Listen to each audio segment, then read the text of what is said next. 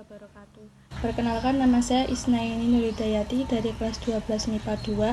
Saya akan mereview novel Eden in the East atau Benua yang Hilang di Asia Tenggara yang ditulis oleh Stephen Oppenheimer dengan 575 halaman yang terbit pada tahun 2010. Saya membaca buku ini karena tertarik dengan teori Oppenheimer tentang lokasi Atlantis di Indonesia.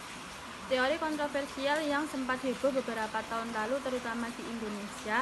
Waktu itu berbagai stasiun televisi menghadirkan acara berbincang-bincang yang membahas topik ini. Tentu saja banyak yang bereaksi khas orang Indonesia skeptis.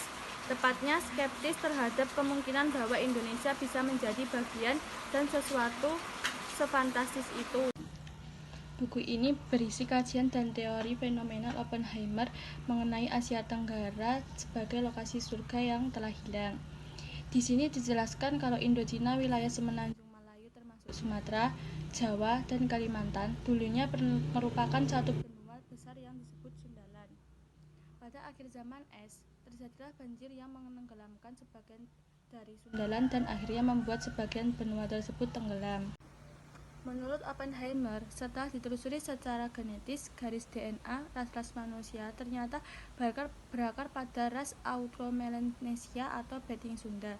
Atau dengan kata lain, Eve, wanita pertama di bumi, adalah orang di Asia Tenggara dan surga tempat ia berasal dari Sundaland. Oppenheimer juga menyertakan gambar relief, aretak, dan bukti sejarah lain yang menunjukkan versi tertua dan variasi kisah kejatuhan Adam atau Eve dari kebudayaan di Kalimantan. Ada juga artefak yang menunjukkan budaya bercocok tanam padi-padian pada zaman prasejarah yang ternyata usianya lebih tua daripada artefak serupa di Cina atau yang selama ini dianggap sebagai pelopor budaya bertani. Teori ini atau yang disebut mitokondrial Eve nantinya akan dibahas lebih dalam pada buku Oppenheimer yang berjudul dengan The Real Eve. Oppenheimer juga menelusuri bahasa-bahasa serta cerita rakyat yang berkembang di berbagai belahan dunia. Hasilnya sama semua sumber dari Beting Sunda.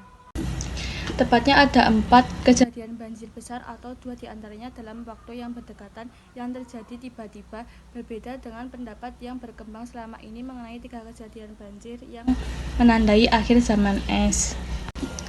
Jadi, teori ini menyatakan kalau induk bangsa Polynesia adalah ras Austro-Melanesia yang bermigrasi dari Sundaland untuk menyelamatkan diri dari banjir besar.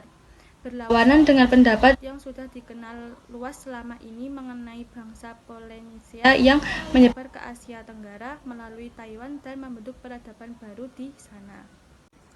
Itulah yang berhasil saya tangkap setelah membaca Eden in the East, surga yang hilang di Asia Tenggara. Mungkin banyak miskonsepsi dalam pemahaman saya karena jujur membaca paparan teori seperti ini dalam bentuk narasi lumayan sulit bagi saya. Saya juga belum bisa memutuskan percaya atau tidak percaya karena belum pernah mencoba membaca kajian-kajian dari para peneliti yang lain untuk mendukung teori ini. Tapi sejauh ini penjelasan dalam buku masih make sense. Sekian dari saya. Wassalamualaikum warahmatullahi wabarakatuh.